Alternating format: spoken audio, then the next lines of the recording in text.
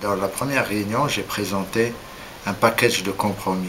Ce package de compromis se base sur les différentes discussions que nous avons eues durant 3 réunions informelles et 3 réunions informelles, plus les consultations.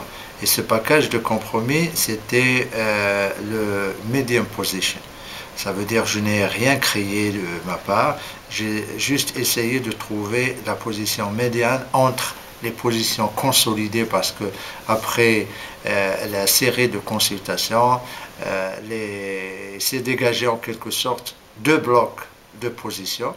Et dans cette réunion du 11, c'était le package du facilitateur pour ne pas rester bloqué parce que je me suis rendu compte que tout simplement il n'y avait plus de possibilité de progresser vers les convergences. Alors j'ai essayé en quelque sorte de provoquer ces convergences tout en expliquant aux uns et aux autres que ces positions médianes c'était le win-win, que pour certains points un groupe va avoir satisfaction alors que l'autre va peut-être pas apprécier à 100% et que l'autre groupe va se retrouver dans d'autres points. Donc c'était des positions de compromis qui, dans l'ensemble, reflétaient en quelque sorte des positions médianes sur toutes les questions qui ont été posées. Et au terme de cette présentation, j'ai donné aux délégations un délai d'une dizaine de jours pour, en quelque sorte, recueillir leurs réactions. Ce que nous avons fait le 21 janvier. Et lors de cette réunion, nous avons enregistré les réactions des uns et des autres. Et il y a un certain nombre de pays, de groupes qui ont exprimé leur appui à certains compromis, exprimé leur, je ne dirais pas des réserves, mais l'attente de voir comment l'évolution des négociations va se poursuivre pour le reste des clusters.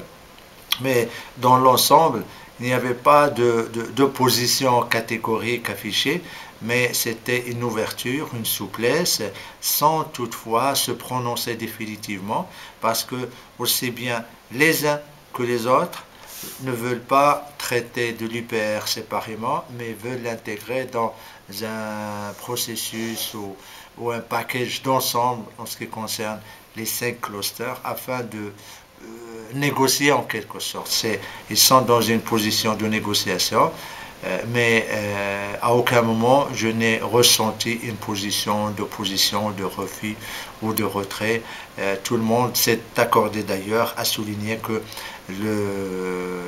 l'UPR est le cluster où il y avait eu le maximum de convergence, de progrès vers des compromis, et que, en principe, tout s'arrangera au terme des négociations dès que les uns et les autres sauront qu'est-ce qu'ils vont, entre parenthèses, perdre dans les autres clusters ou bien gagner, mais c'est un bargaining process qui va commencer.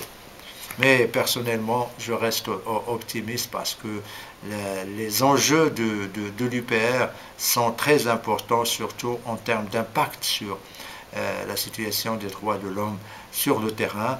Et là, aucune délégation, aucun groupe, ni régional, ni politique, ne serait disposé à assumer la responsabilité de bloquer des propositions qui sont de nature à améliorer, à défendre et à promouvoir le respect des droits de l'homme partout dans le monde, grâce au processus de l'UPR.